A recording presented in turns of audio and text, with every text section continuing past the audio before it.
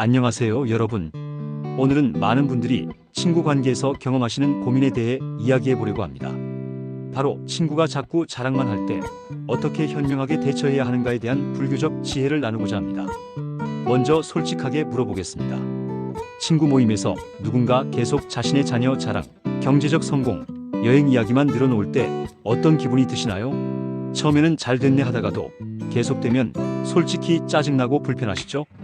이런 상황에서 우리는 보통 어떻게 반응할까요?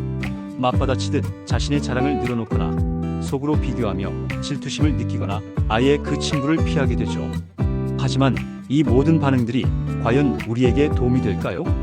오늘 제가 전해드릴 불교의 지혜를 통해 여러분은 이런 상황을 완전히 다른 관점에서 바라볼 수 있게 될 것입니다. 첫 번째, 자랑하는 마음의 본질을 이해하세요. 부처님께서는 모든 행동에는 그 뒤에 숨은 원인이 있다고 말씀하셨습니다. 친구가 자꾸 자랑하는 이유는 무엇일까요? 단순히 잘난 척하고 싶어서일까요? 대부분의 경우 자랑 뒤에는 인정받고 싶은 욕구가 숨어 있습니다. 더 깊이 들여다보면 나는 가치 있는 사람이다라는 것을 확인받고 싶어하는 불안감이 있는 거죠. 제가 상담했던 한 분의 이야기를 들려드리겠습니다. 60대 초반의 이분은 친구 모임에서 항상 며느리 자랑, 손자 자랑만 하는 친구 때문에 스트레스를 받고 계셨습니다. 그런데 나중에 알고 보니 그 친구는 남편과 사별한 후 혼자 살면서 깊은 외로움을 느끼고 있었고 가족 이야기를 통해 자신이 여전히 필요한 사람이라는 것을 확인받고 싶어 했던 거였습니다. 이를 이해하고 나니 그분은 친구의 자랑을 다르게 들을 수 있게 되었습니다. 짜증나는 자랑이 아니라 외로운 마음의 표현으로 들리기 시작한 것이죠. 불교에서는 이를 연기법이라고 합니다. 모든 현상에는 원인이 있고 그 원인을 이해하면 현상에 대한 우리의 반응이 달라진다는 의미입니다. 두 번째, 비교심에서 벗어나세요. 부처님께서 비교가 모든 고통의 뿌리라고 하신 이유가 무엇일까요? 비교하는 순간 우리는 상대적인 세상에 갇히게 되기 때문입니다. 친구가 우리 아들이 대기업에 들어갔어라고 말할 때 우리는 자동으로 우리 자녀와 비교하게 됩니다. 우리 애는 왜 아직도 취업을 못했지? 이런 생각이 들면서 불편함을 느끼게 되죠. 하지만 잠시만 생각해보세요. 그 친구의 자녀가 잘 되었다고 해서 우리 자녀가 못된 건 아니잖아요. 각자의 인생에는 각자의 시간표가 있는 겁니다. 제가 아는 한 어머니는 친구들이 자녀 자랑을 할 때마다 스트레스를 받았습니다. 자신의 딸은 아직 결혼도 안 했는데 친구들은 모두 며느리 자랑, 손자 자랑을 하니까요.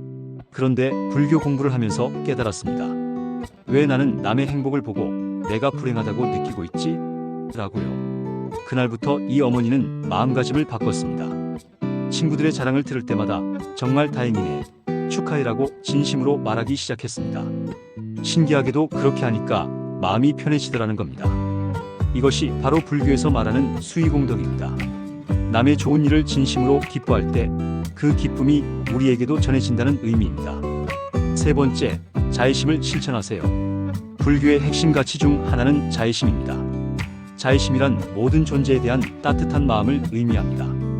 그런데 이를 가장 가까운 친구에게 적용하기가 때로는 가장 어렵죠.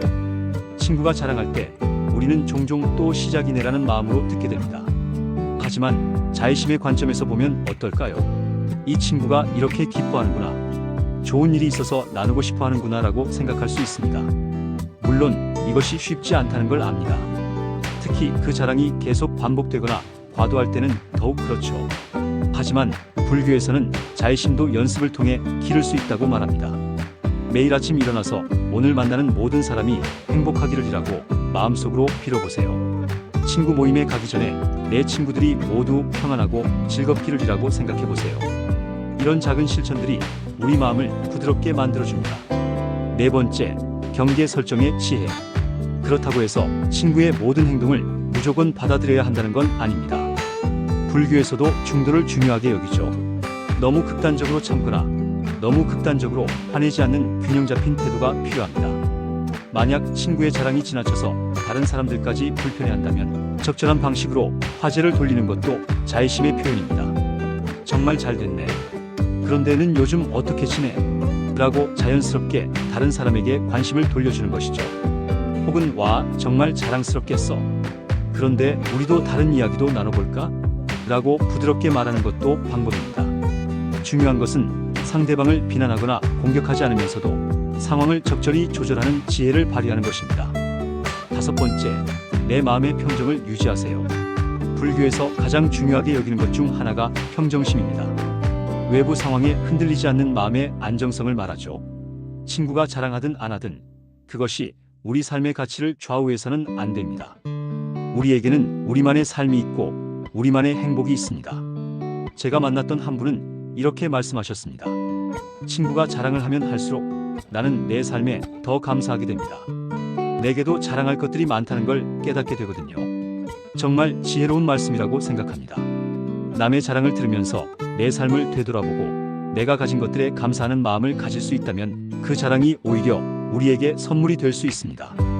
6번째, 진정한 소통을 시도하세요. 때로는 친구의 자랑 뒤에 숨은 진짜 메시지를 들어보려고 노력해보세요. 혹시 그 친구가 외로워서 또는 불안해서 자랑을 통해 관심을 끌려고 하는 건 아닐까요? 정말 잘 됐구나. 그런데 요즘 기분은 어때? 라고 물어보세요. 많이 바쁘겠네. 힘들지는 않아? 라고 관심을 표현해보세요. 종종 우리는 친구가 자랑하는 내용에만 집중하고 그 친구의 마음 상태는 놓치곤 합니다. 하지만 진정한 친구라면 표면적인 자랑보다는 그 사람의 내면을 이해하려고 노력해야 하지 않을까요? 7번째, 감사의 마음을 기르세요. 불교에서는 감사를 수행의 한 형태로 봅니다. 우리가 가진 것들에 감사할 때 남이 가진 것에 대한 질투심이 자연스럽게 사라지기 때문입니다. 친구 모임에 가기 전에 내가 감사한 것들을 마음속으로 떠올려 보세요. 건강한 가족, 평온한 일상, 진실한 친구들, 이런 것들을 생각하면 마음이 풍요로워집니다. 그런 마음 상태에서 친구의 자랑을 들으면 질투나 비교심이 아니라 나도 이렇게 감사한 일들이 많구나라는 생각이 들게 됩니다. 마지막으로 이것도 수행임을 기억하세요. 부처님께서는 일상의 모든 순간이 수행의 기회라고 말씀하셨습니다. 친구의 자랑을 들으면서 짜증이 날 때 그것도 우리의 마음을 닦는 기회입니다. 지금 내가 왜 불편한가? 내 마음에 어떤 부분이 반응하고 있는가? 이 감정을 어떻게 다룰 것인가? 이런 질문들을 스스로에게 해보세요. 이런 과정을 통해 우리는 점점 더 성숙한 사람이 되어갑니다. 외부 상황에 휘둘리지 않는 내적 힘을 기르게 되는 것이죠. 결론, 친구의 자랑이 불편할 때 그것을 피하거나 맞받아치려고 하지 마세요. 대신 그것을 내 마음을 성장시키는 기회로 받아들여 보세요.